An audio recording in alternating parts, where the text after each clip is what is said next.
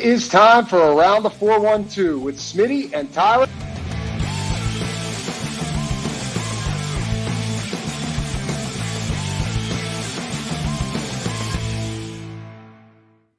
Welcome back to another episode of Around the 412. I am Tyler. With me, as always, is my co-host Smitty. Be sure to follow us on all of our social medias at Around the 412. And while you're there, go check out our pinned tweet on X and check out the link in the description of each of these shows on YouTube and in the listening platforms as well. We've got year 6 of Rocking Around the 412, where over the past 5 years, we've been able to raise over $25,000 to be able to provide children the Christmas that Smitty and I never had to worry about where it was coming from growing up. So if you want to read about that mission, go ahead and check that out. The link is in the description, and you can share the message as well. That really helps us out. And if you're able to donate, please do, as well as check out the Everything Custom Design link that we have in the description as well. We've got an Etsy and a Facebook link. It's our friend Haley Wagner. If you want to help support a small business in the local Pittsburgh area, be able to go to her and get some customized clothing. I mentioned it in the Steelers show. I'm going to mention it again. We have been promoting trick-or-treat bags. It might be a little too close to the date for Halloween for that, because we don't know how soon. Some people don't do it before Halloween, but depending on what day it comes on. So it might be a little too late for that, but it is the holiday season, so we might be able to get you some kitchen aprons as well for Thanksgiving. And then we were talking about maybe you can get some stockings or maybe even some Christmas pajamas. We don't know what she can do, but if she does, so go reach out to her, check out her or her socials as well. That's the Everything Custom Designs link. Again, that is an Etsy and a Facebook link. You're going to be able to get all of that except a hat. Santa hat, maybe. We don't know yet. TBD, but not a normal ball cap. Yeah, not one of these bad boys for sure. But we're not here to talk about this. Hat says Steelers. We're not here to talk about Steelers. If you want to hear about the Steelers, go watch this week's show, Around the 412 Steelers show, where we dive into a lot, including their matchup with the LA Rams coming up. But Tyler, we are in a much better mood as it comes to the Pittsburgh Penguins than we were last week. Last week, we only had the opener to talk about. They've played 2 games since then. By the way, this opening schedule sucks. Like, open up on a Tuesday, don't play again till Friday. Then they go Friday, Saturday, back-to-back, and then wait till Wednesday to play again. Like, and then they play Wednesday, and then they don't play again till Saturday, and then they don't play again till Tuesday. But then... Yep. So we'll have only 2 games next week to talk about, but then the week after that, they have 4 games within the span that we're going to record about. So at least we get some more games to talk about in 2 weeks. But yeah, the opening schedule has not been kind if you want to watch hockey, at least from a Penguins fan perspective. It gets a little bit more normal, but like you look at it right now, there's a couple teams that have played 4 games and there's a couple teams that have played 1. Like, there's no rhyme or reason to this. So, but yeah, Capitals and Flames over the weekend. They get 4 points in 48 hours, which is always good. Let's start with the negative, though, because I feel like there's a lot of good to talk about here. But they still haven't gotten a goal from the bottom 6, and they still haven't gotten a goal from the blue line. So how sustainable is it what they're doing right now, or what they've done over these last 2 games, when you're not getting any type of contributions from those guys? I mean, you're talking about relying entirely offensively from the top 6, which we felt like was kind of going to be the case. I think that we thought maybe you'll get more from the blue line. Of course, we're just 3 games in, but still. Mm-hmm. But how sustainable do you feel like what they've done through 3 games is? If they continued this way, I don't think it's necessarily sustainable. And that's kind of what we talked about this whole offseason, right? Is where you're really putting a lot of stock into being able to win off of 2 lines. I do think that you're going to start to see some more chip-ins, especially from the blue line. I feel like, at least when it comes to offense in general, I feel like the blue line has been more involved, because at least we've got some guys that have an assist, or at least one. I know Marcus Pettersson, Ryan Graves, Erik Karlsson, I believe, all have 1 assist. Kris Letang has 3. No goals yet, but at least I feel like they're driving more offense than what was be credited for, because they haven't been able to light the lamp yet. The one that is still, at the same time, not surprising, but still disappointing, is the bottom 6. You only have 1 guy. I'll take it even further, not even goals. You only have 1 guy that has a single point, and that's Lars Eller. And it came off of the first goal of the season on Brian Rust's goal. Outside of him, nobody has a point through 3 games. And I understand that is such a small sample size, but you would at least like to see some people get some assists, or even maybe some power play. That is something that actually was improved over the weekend too. We saw some power play goals. in the games 2 and 3. So that was some nice, but you would have at least like to see some sort of offense from the bottom 6. You haven't really seen any. Like I said, Lars Eller, the only guy that has registered a point within that bottom 6 so far through 3 games. Small sample size, but I still think it's concerning. But at the same time, it's what we talked about all off season. You even with the signings that you got, you're supposedly getting better defensively, but you're not necessarily getting better at the offense of side of the game when it comes to this bottom 6. Through 3 games, that seems to be still holding true. I would like to see a bigger sample size, see if that changes. Obviously, we're going to get that as the schedule gets more evened out as we roll along.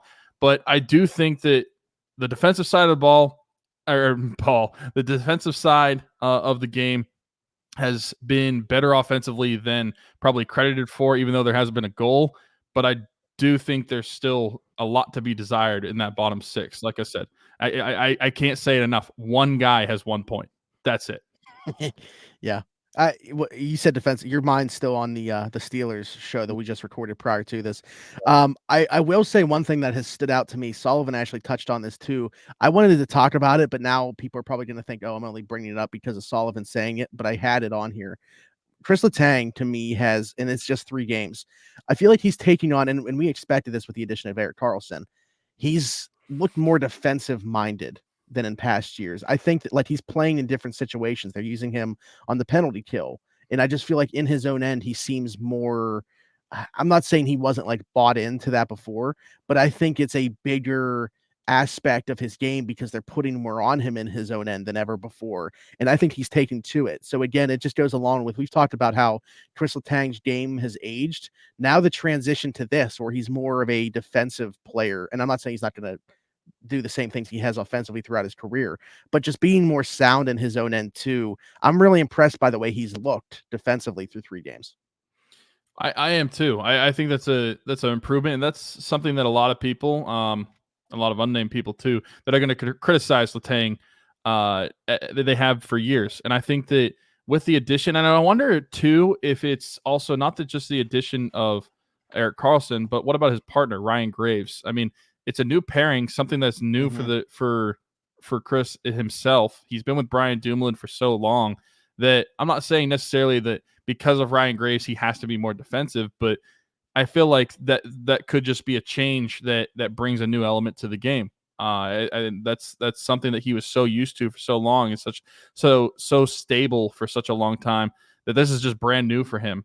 And I think that this is going to show that like Kris Letang is able to be defensive. He's not what people think of in his own end, like where you see just an offensive defenseman and he has no defensive attributes. I feel like he can be good in his own end. We've seen that through these few games, and I feel like we've seen that throughout his career too. I just don't think he's credited for it enough. I will say this too, and maybe this is the point you were trying to make with Ryan Graves, but it popped in my mind as you were talking too. It could just be like a feeling out process. Maybe he's not sure how much he can push it offensively with Ryan Graves as his partner yet. With Brian Dumoulin, those two had played so much together, like, for better or worse down the stretch, especially like maybe, the results obviously turned into a mixed bag with him playing alongside of him. But at their best, when things were really gelling, he knew what he could get away with Brian Dumoulin on the back end. I don't think he has that trust yet with Ryan Graves to know what he's able to get away with in the offensive end. Yeah, that's a good point. And I think that's probably more or less what I was trying to say. Like he hasn't played this guy a lot, and it's going to take a feeling out to know how he's able to play and how he's able to feel most comfortable with him on the ice. But I do think that is a good thing too, as the Penguins are changing, especially on the blue line.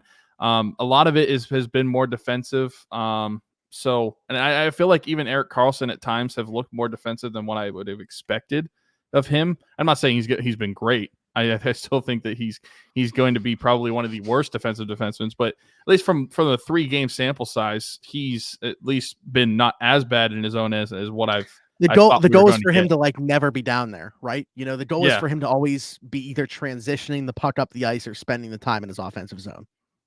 Pretty much, yeah. If you have to be down there, hope Marcus Pettersson is in the perfect positioning. Yeah. which, he was somebody that I thought was one of their.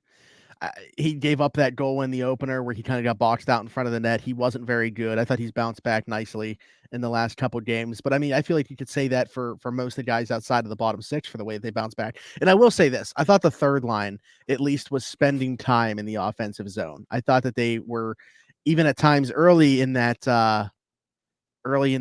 was it in actually the games are kind of running together now. There was a game where I thought they were it was probably the Capitals one where they were even creating some chances at one point. It was because Lars Eller almost scored against the Capitals. But the fourth line, I mean, they're spending the entire shift in their own end. They're getting caved in. They're not doing much of anything. And I don't want to keep harping on it. I'm not saying it's just one guy's fault, but if you look back as recently as last season, Noel Acciari and Matt Nieto were both perfectly fine bottom six players where they were. All of a sudden they come here and they don't look iceable, that line, playing with Jeff Carter.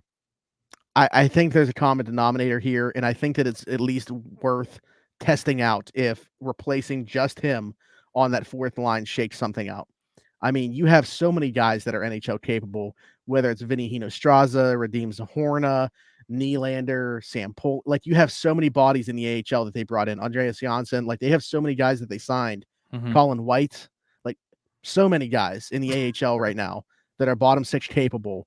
Any one of them, bring up, put them on that fourth line with Acciari and Matt Nieto and see if you can get any type of production from them. And that's the tough part, right? Is you're going to have to, or not even you are, Mike Sullivan is going to basically have to bite the bullet on that one. No, it's me. Yeah, it's me. And bench one of his guys. Because I feel like it's fairly clear that Mike Sullivan has Jeff Carter as one of his guys. And maybe, I don't know if the contract that he has plays into that. Like, I have no idea how much, kind of like whenever we were like saying, like when Jack Johnson was here and the refusal to not play him or to not play him, was evident. And it was like, well, the contract, they're going to have to play him. Like, how do you not play a guy that has that contract? I wonder how much that actually plays into a organization or a head coach's like idea of a lineup where like this guy is making this much money and it's like, how do I not play this guy? But very clearly, going even back to last year and into this year, the lines that he is on is just a black hole on the ice. There's just nothing going on. And they can get hemmed in on their own end, and they provide no offensive sustainability. I think that it would be a good idea because we have so many names, like you were naming a few, and you didn't even name all of them, but you named so many that could potentially take that spot just to see what you could get. And you could even like rotate guys. Like we'll play this guy a couple games, see what happens. If that doesn't work, we'll try someone else. That you have the ability to do that, but that's going to take having Jeff Carter as a healthy scratch. I don't know if the Penguins have the guts to do it. And I don't know if that's just a Mike Sullivan's decision or if that's going to be a Kyle Dubas as well decision. Like, when it comes to the lineup card, how are you going to get him off of it? Because I feel like for the better part of 2 years, he's needed to be off of the lineup card, but he hasn't been because I feel like name recognition and contract plays more into it than we probably think. Yeah, I mean, that's one of those things that's like hard to read into, right? It's hard to find a path to making any type of sense. Like, what does he bring to the table at this point? It's not like he's even situationally a good player. Like, he's a guy that you can count on to kill penalties or, late in a game. He's not that guy anymore. I will say this, at least he's not playing center at this point. Yeah. They buried him as that fourth line right wing, but still you're getting nothing when those guys are out on the ice. And again, looking at what the two players that he's playing with were able to do as recently as last year, you feel like there's a common denominator there. And I think it's worth exploring if that's the case. And you asked about sustainability. Yeah. You can survive as of right now, the way the team is operating with who's scoring the goals and such. But as soon as that top six starts to slow down, the bottom six has to start carrying their weight. And that line is not going to carry any weight with Jeff Carter on it. Right. You can't expect that top six to be able to carry this team as much as they have for the better part of basically like all of last season And going into this season, you still can't expect that to happen, even if that is going to be the case. So if the scoring is slowed down even a little bit, they need to have more accountability on that third and fourth line, the fourth line especially. And Jeff Carter is just really killing that opportunity. So if you want to have an ice your best team, I feel like he needs to be off of it. Yeah, okay, so let's make this a more positive conversation because again, they did play really good over the last weekend, and I was really encouraged by that sixth period of hockey they played within 48 hours being maybe their best period of the weekend. The way that they came to life in that third period against the Flames. The one surprise to me within the top six, like everybody's scoring right. Rickard Rakell, just 1 assist, no goals so far through 3 games. He was a guy that I expected would light the lamp a ton. And I still think he's going to be very good. I thought that line as a whole has looked very good. I'm very encouraged by the early returns of how Reilly Smith and Evgeni Malkin have played together. Reilly Smith looks awesome. I mean, we talked about maybe it being a slight upgrade from Jason Zucker, even taking in consideration what Zucker was able to do last season. Love Jason Zucker. This isn't like, crapping on him. It's just speaking highly of Reilly Smith. But man, he could have like 5 goals this year. I thought he's been awesome. Yeah, I think Reilly Smith has been done really well. And I don't want to harp on Rakell too much just because of what we've been saying. Like the sample size is so small, it's only 3 games in. But you'd have liked to see him at least chip in a little bit more. And his line mates are producing, that's the thing. Yeah. Is Reilly Smith has a couple goals. Malkin has 6 points so far. He's leading the team. So what's that? He said he was asked about leading being tied with Matthews for the leading points, and he said, "Yeah, end the season." So he could be the league leader. End the season. Yeah. So I mean, it's been good. I'm not gonna complain about Rakell too much. But I think that the top 6 look really good, and I think that, like you said, that last period against the Flames is one that I felt like was really important because you went into it trailing. You went into it and you basically reversed you Uno reverse card the Calgary Flames of what you have done so many times in the past calendar year, where you're going into the third period with a lead and you blow it and the team ends up coming back. The Penguins Uno reverse card the Calgary Flames and did what they have done so many times. So to be able to see that and them to have that offense late in the game, to have that tenacity to not give up on the game, because that's something that I felt like the Penguins of the old did, like Penguins of those cup runs, and even like 2017-18 where we didn't win the cup. Like that's something that you knew was going to be happening, was no matter what time of the game, they're going to be fighting and they're going to be competing at the highest level they can be. That's something that you didn't see in the opener, but you did see this weekend. So that was really encouraging. And despite winning 4-0 against the Caps, how good that feels, I feel like the Calgary game was more impressive because it was a comeback victory late in the game. Yeah, I mean, I can't disagree with you there. That's why I say I was most impressed by it. The oldest team in the league playing their best period of hockey, their 6th period, again, playing in the second half of a back-to-back was very impressive to me. I also want to say, and this might just sound stupid because it's like, I feel like I'm really, really being a fanboy at this point, but like watching Erik Karlsson play hockey, like he just moves different. You know what I mean? Like the puck just looks he looks like he has it on a string at all times. The way that he moves, just watching him quarterback the power play, which we could have a whole conversation about that. By the way, they did score multiple power play goals. I said on last week's show that was something I wanted to see over the weekend. So shout out to them for fulfilling that. But like, you feel like that is going to be the most improved part of this team this year, is that power play, just because of one guy's addition, him being that guy. And after the opener, it seems like they've found that right spot for him. There was much talk about that. Like, why does it look like he's playing in a trigger man spot? He should be playing that wall, kind of quarterbacking the thing and looking to be the guy feeding everybody else from it, which they got him into that position for the second and third games here over the weekend. But just watching him play through 3 games has been a treat. It goes back to, I don't know how good this team is going to be per se, but man, they're going to be a lot more fun to watch. That's for sure. I agree with you. They are going to be more fun to watch. I mean, Erik Karlsson is very impressive. It's like offensively, he is like we thought. Like, think about how good Kris Letang has been offensively. And I still think Erik Karlsson, just from an offensive skill set standpoint, is just like he makes it look even easier than Letang ever has. And that's hard to fathom because we've been able to see what Letang has done in his career. And this isn't me trying to like dog Letang or anything like that, but just really praising Erik Karlsson for the type of player that he is. Obviously, like he's going to have his defensive struggles, but offensively, this dude is a stud. I mean, he scored 101 points last year. That's completely obvious. And the fact that like it's really setting in now that like he is a Penguin. Even in game one, I don't know if it necessarily set in, but now that we're actually winning games and scoring power play goals, that's what's really setting it in, is that he is quarterbacking the power play in the position that we wanted him to. So maybe they listened to the podcast. Maybe Mike Sullivan missed or they listened because we told him to get him off that wall and go up to the point, really quarterback that thing. But to be able to see that and to have the power play actually have success at the rate they were this weekend, it was a pleasant sight for eyes. So I think that he has been such a welcomed addition to this team. And like you're saying, like obviously we have no idea how good this team is going to end up being. We don't know if they're going to make the playoffs or not. But at least Erik Karlsson is going to be something fun to watch for the other 78 games that we have this season.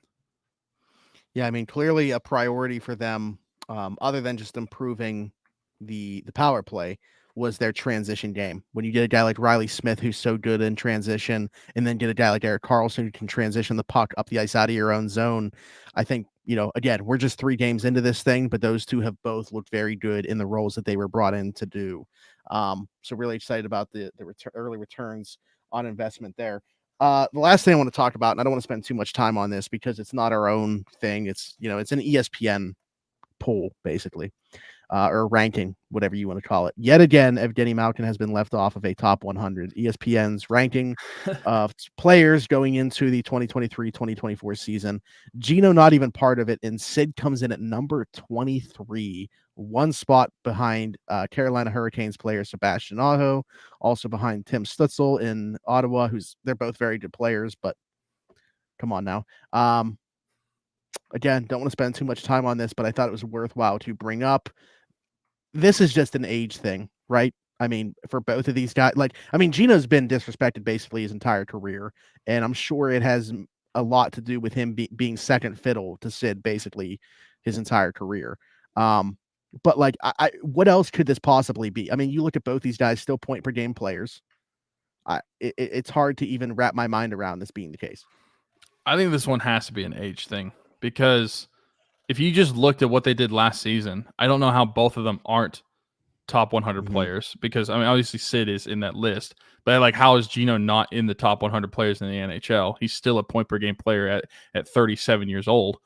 And then look at how he started the season this year too. And then Sid being it's fine, like as low as he is at 23, I still think like I can probably maybe like you could tell me like I can name 10 players or maybe even 15 players that are overall maybe better than Sid, or if you want to convince me of that, I would at least listen to it. But like I don't think that you could name 20 players to me that I would say like, yeah, they're better than Sid. Like I would rank them higher than Sid.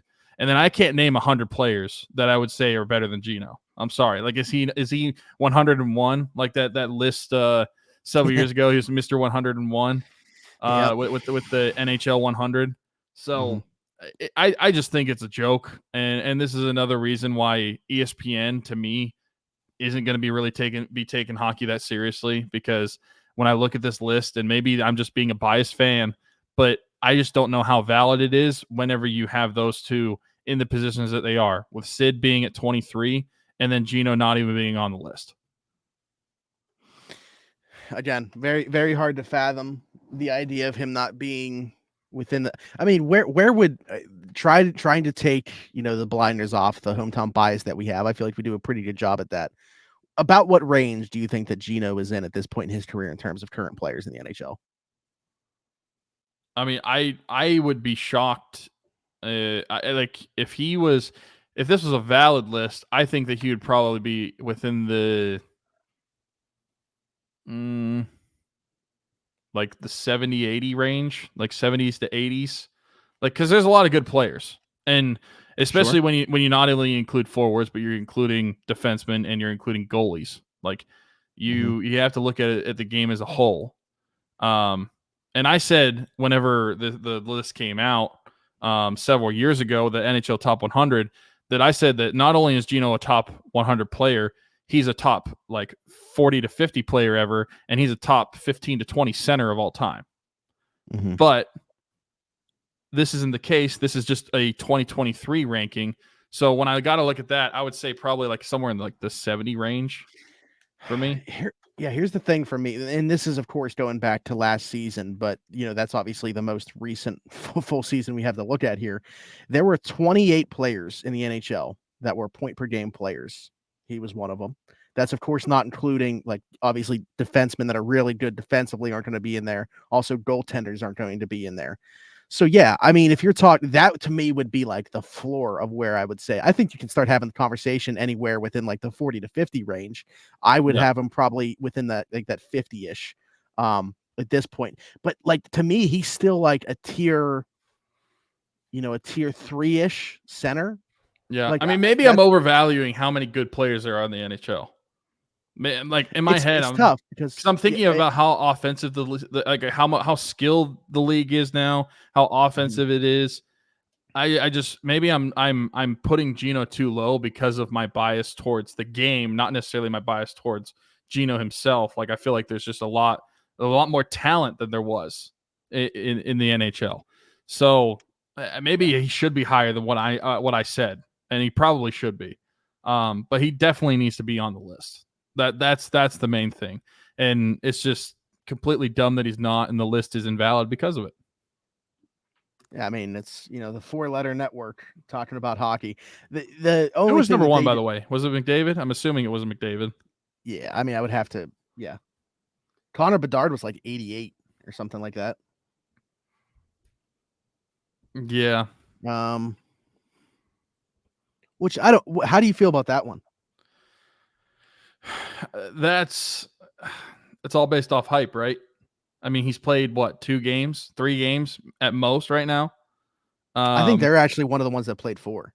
I think they're, but they played 4, but still, like in that sample size, like you have no idea how good the player is going to be. So that's strictly based off of his name, what he was of a prospect, and his hype. What I'm really curious is how they rank like defensemen. Like where's Makar? Ryan O'Reilly was on here at number 99. Yeah, that's bad. I mean, if you no disrespect to like Ryan O'Reilly, but if you're gonna have Ryan O'Reilly, but you're not gonna have Malkin. Jacob. Although I wonder who's making this list, because I know there was a lot of people who, and basically what I say who's making this list, I am wondering if they are Canadian, because there is a lot of people that whenever that NHL 100 came out back in like 2017 or whenever it was, that said they thought that Geno was left off the list because he's Russian, and there was a lot of Canadian people voting. Jake Guentzel's on the list. There's going to be a bias. There's going to be a bias. Jake Guentzel's on the list. 71. Yeah, if you're gonna have Jake on there, you gotta have Geno on there, because I would still say Geno's the better player. Who were you asking about? Cale Makar. Kris Letang's 56. Where's Cale Makar? I'm wondering how they value defensemen. He's got to be. Let me see. I'm just curious of the list in general, because obviously, like McDavid being number 1, that's not surprising. But I wonder how high, like what's their highest? Cale Makar's 2. 2? Okay. McDavid. Let's just go through the top 10. All right. McDavid, Makar, McKinnon, Jack Hughes, 4. Austin Matthews, Leon Draisaitl, Mikko Rantanen, 7.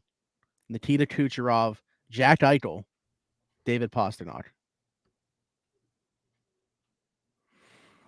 Mikko Rantanen ahead of a couple of those guys is interesting. Man, Cale Makar too. I was actually surprised by that. And not because I don't think he's deserving of that. I honestly think that's fine. But I think maybe the most overrated here, Artemi Panarin at 32. At this point in his career, yeah. Yeah, probably. I mean, maybe if this was like a couple years ago, like his first year on the Rangers or second year, whenever his really good year was. Last Penguin, also, I should mention, Erik Karlsson is on here, 41. So the Penguins have some dudes on here. They just don't have. Not Geno. They have 4 guys and none of them. Yeah. It's surprising to me that they have Jake and not Geno. Mm-hmm. I would have made this is probably Canadian. I'm yeah. I mean, like I'll say even we love Kris Letang, but I'm surprised that he's on here if Geno isn't. Like if you were to tell me here's the top 100 list for the NHL, Geno's not on here for sure, but that's all you're telling me about it Penguins wise. How many Pens do you think are on here? I would say Sidney Crosby and Erik Karlsson. Yeah. Yeah, I have a hard time envisioning anybody else over Geno on the team. That's crazy. But here we are again. I said we weren't to spend too much time on it, and then we dove into it. So went back on my word. I do that often. If you guys watch the show enough, who's the highest goalie? Last part of what I'm curious who the highest goalie is. I'm assuming it's Shesterkin or Vasilevsky. Who's your guess? My guess is Vasilevsky, actually. What if I told you it was neither? Is it Ilya Sorokin? No. Is it Connor Hellebuyck? Yeah. Really? Okay, so I lied. Listen, I like Hellebuyck, but that might actually be the most over it. How high is he? Over 14.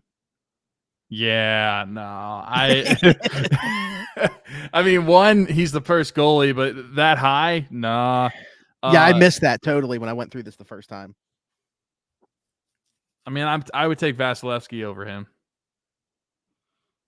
Are they already incorporating the injury? I guess so. I don't know. Yeah.